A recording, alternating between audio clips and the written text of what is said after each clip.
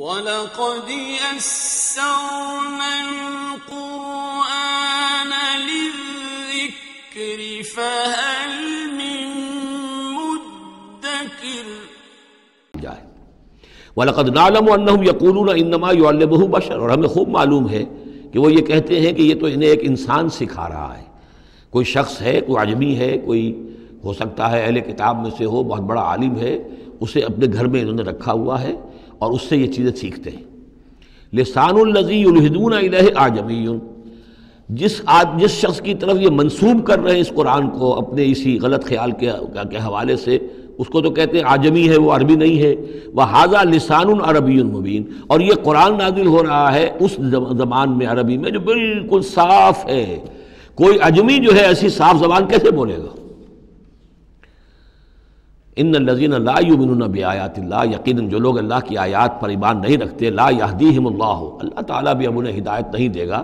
زبردستی ہدایت دینا اللہ کی سنت نہیں، اللہ کا طریقہ نہیں۔ وَلَهُمْ عَذَابٌ عَلِيمٌ، اور ان کے لیے دردناک عذاب ہے۔ انما یفتری الکذب الذین لا یؤمنون بآیات اللہ، افطرا بازی تو وہ کر رہے ہیں، جھوٹ وہ گھڑ رہے ہیں جو اللہ کی آیات پر ایمان نہیں رکھتے۔ وَأُولَٰئِکَ هُمُ الْكَاذِبُونَ، اور حقیقت میں وہ ہے کہ جو جھوٹے ہیں۔ من کفر باللہ من بعد ایمانہ، اور جو شخص ایمان لانے کے بعد اللہ کے ساتھ کفر کرے گا۔ اب اس میں بھی دونوں باتیں ہیں، ایک تو یہ کہ دل میں ایمان آ گیا، اگرچہ ابھی اس نے اعلان نہیں کیا، لیکن دل میں ایمان آ چکا، کوئی عالم ہے، اس کو سمجھ میں آ گئی بات صحیح ہے۔ یہ بھی میں آپ کو یاد آ گئی تو بتا دیتا ہوں، اسی شہر کراچی میں اس وقت ایک بہت بڑے عالم دین ہیں اور بہت اس وقت معروف ہیں، مشہور ہیں۔ انہوں نے کہا کہ میں نے آپ کا ایک ایک حرف پڑھا ہے اور مجھے آپ کی کسی بات سے کوئی اختلاف نہیں، لیکن ہم آپ کا ساتھ نہیں دے سکتے، اس لیے کہ ہم آپ کا ساتھ دیں گے تو اپنی برادری سے نکال دیے جائیں گے۔ ہماری علماء کی اپنی اپنی برادریاں ہیں، اور ایسے ہی ایک عالم دین پنجاب کے بھی ہیں، انہوں نے بھی یہ کہا، میں نے ہر چیز پڑھی ہے، صرف ایک چیز سے مجھے آپ کی اختلاف ہے،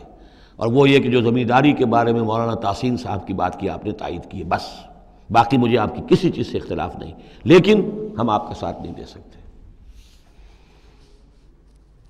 تو جن پر حق واضح ہو جائے، پھر وہ مصلحتوں کے تحت، وہ مصلحتیں پھر دل کو سمجھانے کے لیے ہوتی تو یہی ہے، اب ہمارا مدرسہ چل رہا ہے، ہمارا نام چل رہا ہے، اس سے خیر ہو رہا ہے، ہمیں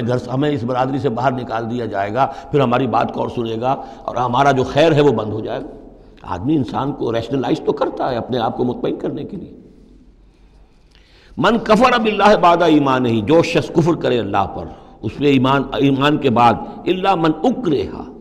سوائے اس کے کہ کوئی شخص مجبور کر دیا گیا ہو، اس کی جان پر بن گئی ہو، وقلبہ مطمئن بالایمان، اور اس کا دل ایمان پر جمع ہوا ہو، ولیکن من شرح بالکفر، لیکن جو شخص کفر کے لیے پھر اپنے سینوں کو کھول دے گا، صدرا فعلیہم غضب من اللہ ولہم عذاب عظیم، ان پر اللہ کا غضب ہے اور ان کے لیے بہت بڑا عذاب ہے۔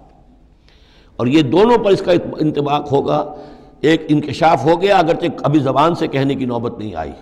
اور ایک یہ کہ زبان سے کہہ بھی دیا ہاں ہم ایمان لائے، بات صحیح ہے، اور پھر کسی مصلحت کی وجہ سے، کسی اپنے مفاد کی وجہ سے، کسی اپنے دھڑے بندے کی وجہ سے پھر واپس جائیں گے، تو ان کے لیے فرمایا من کفر باللہ من بعد ایمانہ الا من اکرہ وقلبہ مطمئن، ہاں جان بچانے کے لیے کلمہ کفر کہہ دینے کی اجازت ہے، دل جمع ہوا ہو، وقلبہ مطمئن بالایمان، ایمان پر دل جمع ہوا، ٹھکا ہوا، صرف جان بچانے کے لیے رخصت ہے کہ کلمہ کفر کہہ کے جان بچا لو۔ ولیکن من شرح بالکفر صدرا، لیکن جو ان کا سینہ پھر کھل جائے کفر کے لیے اثر نو، وہ اپنے اسی پیشہ ورانہ ضرورتوں کے تحت، فعلیہم غضب من اللہ ولہم عذاب عظیم، ان پر تو غضب ہے اللہ کا اور ان کے لیے بہت بڑا عذاب ہے۔ ذالک بانہم مستحب الحیات الدنیا علی الاخرہ، یہ اس لیے کہ انہوں نے دنیا کی زندگی کو محبوب رکھا، ترجیح دی آخرت کے مقابلے میں، وَأَنَّ اللَّهَ لَا يَهْدِي الْقَوْمَ الْكَافِرِينَ، اور اللہ تعالیٰ ایسے کافروں کو ہدایت نہیں دیتا۔ اولئک الذین طبع اللہ علی قلوبہم، یہ وہ لوگ ہیں جن کے دلوں پر اللہ نے مہر کر دی ہے، وسمعہم، اور ان کے کانوں پر، وابصارہم، اور ان کی آنکھوں پر، واولئک هم الغافلون، اب یہ لوگ بالکل غافل ہیں، حقیقت سے ان کا اب کوئی تعلق نہیں۔ لا جرم انہم فی الآخرۃ هم الخاسرون، اب اس میں کوئی شک نہیں، منطقی طور پر اب نتیجہ یہی ہے کہ آخرت میں یہی خسارے والے ہوں گے۔ ثم ان ربک للذین ہاجروا، ہجرت کا ذکر پہلے بھی آیا تھا، اب پھر آیا ہے، پھر آپ کا رب ان کے حق میں کہ جنہوں نے ہجرت کی من بعد ما فتنوا، جب کہ انہیں تکلیفیں پہنچائی گئیں، جب کہ انہیں فتنوں میں ڈالا گیا، جب کہ انہیں پرسیکیوٹ کیا گیا، تو اس وقت انہوں نے اگر ہجرت کی، ثم جاہدوا، پھر انہوں نے جہاد بھی کیا، وصبروا، اور صبر کیا، ان ربک من بعدها لغفور رحیم، تو ان کی ان تمام جو بھی سرفروشیاں اور جو جانثاریاں ہیں، ان کے طفیل اللہ تعالیٰ جو ہے ان کے حق میں غفور اور